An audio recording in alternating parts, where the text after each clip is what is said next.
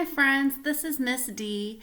I miss you, and I just wanted to share one of my favorite stories with you. And this is my dog Hampton, and he's going to join us and listen in on our story. This is Big Al by Andrew Clements Yoshi.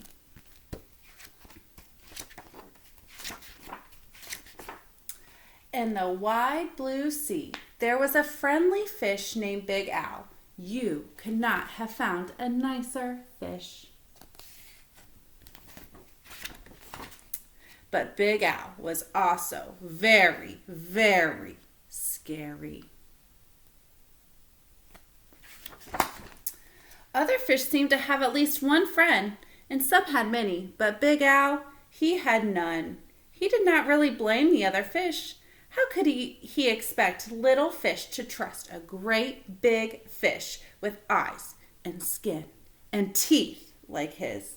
So Big Al was lonely, and he cried big salty tears into the big salty sea. But Big Al really wanted friends, so he worked at it. First he tried wrapping himself up in seaweed. He thought it was a great disguise, but no one else did. Who wants to stop and talk to a floating plant that has big, sharp teeth?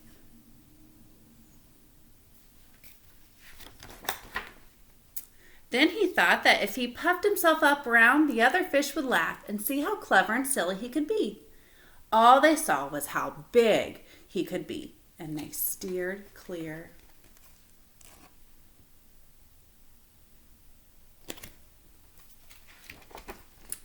Very early one morning, Big Al went down to the bottom and flopped and wiggled himself into the sand until he was almost covered up. He looked much smaller. When other fish came near, Big Al talked and joked with them and had a delightful time. But then one scratchy little grain of sand got stuck in his gills, and he sneezed. And when the clouds of sand cleared away, all the other fish were gone.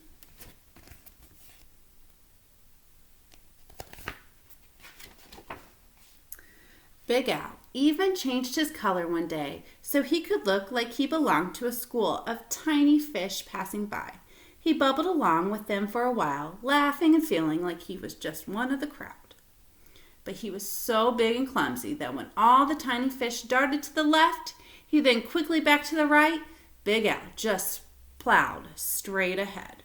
He went bumping and thumping right into the little fish before he could even say excuse me, and they were gone. And he was all alone, sadder than ever.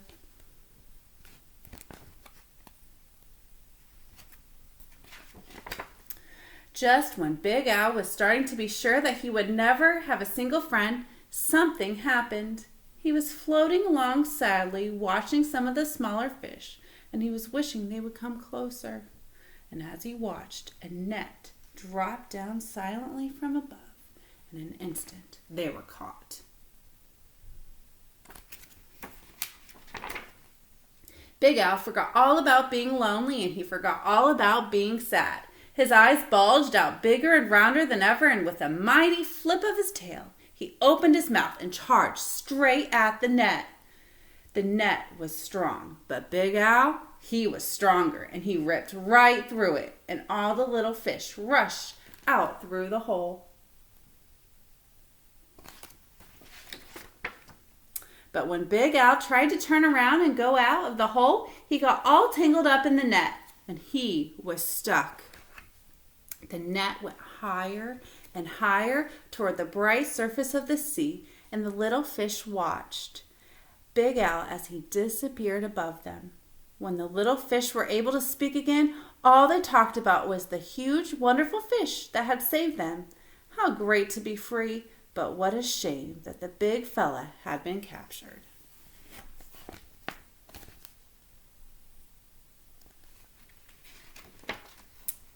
Just then there was a tremendous crashing splash above them, and the small fish dashed away. Was it the net again? Not at all. It was Big Al. Those fishermen took one look at him and threw him right back into the ocean.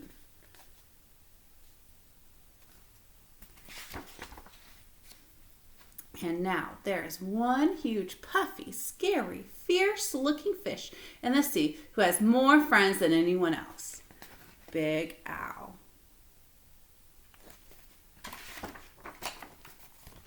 The end. All right, friends, I hope you enjoyed Big Al, and I hope to see you soon. I miss you so much. Bye.